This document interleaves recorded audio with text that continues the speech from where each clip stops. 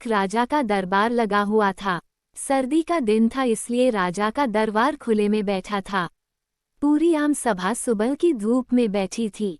महाराज ने सिंहासन के सामने एक टेबल जैसी कोई कीमती चीज रखी थी। पंडित लोग, दीवान आदि सभी दरबार में बैठे थे। राजा के परिवार के सदस्य भी बैठे थे। उसी समय एक व्यक्ति आया और प्रवेश मांगा। प्रवेश मिल गया तो उसने कहा, मेरे पास 2 वस्तुएं हैं। मैं हर राज्य के राजा के पास जाता हूँ और अपनी बात रखता हूँ। कोई परख नहीं पाता, सब हार जाते हैं और मैं विजेता बनकर घूम रहा हूँ। अब आपके नगर में आया हूँ। राजा ने बुलाया और कहा, क्या बात है? तो उसने दोनों वस्तुएं टेबल पर रख दी।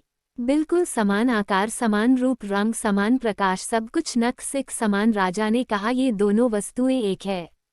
तो उस व्यक्ति ने कहा, हाँ, दिखाई तो एक सी देती है लेकिन है भिन्न।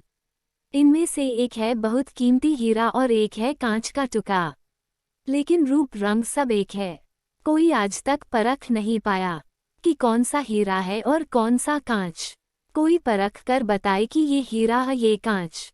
अगर परख खरी निकली तो मैं हार जाऊंगा और यह कीमती हीरा मैं आपके राज्य की तिजोरी में जमा करवा दूंगा। यदि कोई न पहचान पाया तो इस हीरे की जो कीमत है उतनी धनराशि आपको मुझे देनी होगी। इसी प्रकार मैं कई राज्यों से जीतता आया हूँ। राजा ने कहा, मैं तो नहीं परख सकूंगा।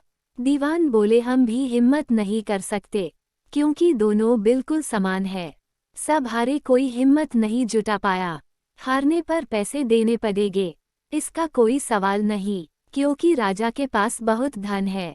राजा की प्रतिष्ठा गिर जाएगी, इसका सबको भय था। कोई व्यक्ति पहचान नहीं पाया। आखिरकार पीछे थोड़ी हलचल हुई। एक अंधा आदमी हाथ में लाठी लेकर उठा। उसने कहा, मुझे महाराज के पास ले चलो। मैंने सब बातें सुनी है और यह भी सुना कि कोई परख नहीं पा रहा है। एक अवसर मुझे भी दो। एक आदमी के सहारे वह राजा के पास पहुंचा। उसने राजा से प्रार्थना की, मैं तो जन्म से अंधा हूँ, फिर भी मुझे एक अवसर दिया जाए जिससे मैं भी एक बार अपनी बुद्धि को परखूं और हो सकता है कि सफल भी हो जाओ, और यदि सफल न भी हुआ तो वैसे भी आप तो हारे ही है। राजा को लगा कि इसे अवसर देने में क्या हर्ज है। राजा ने कहा, ठीक है।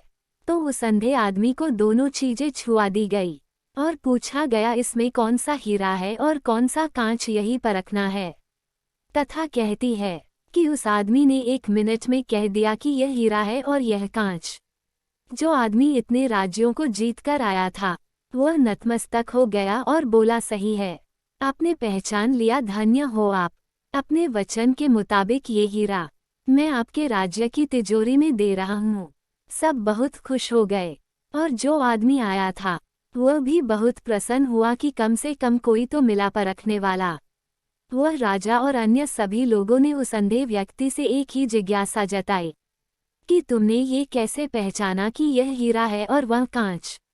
उस अंधे ने कहा कि सीधी सी बात है मालिक, धूप में हम सब बैठे हैं, मैंने दोनों को छुआ, जो ठंडा रहा वह हीरा, जो गर्म हो गया वह कांच।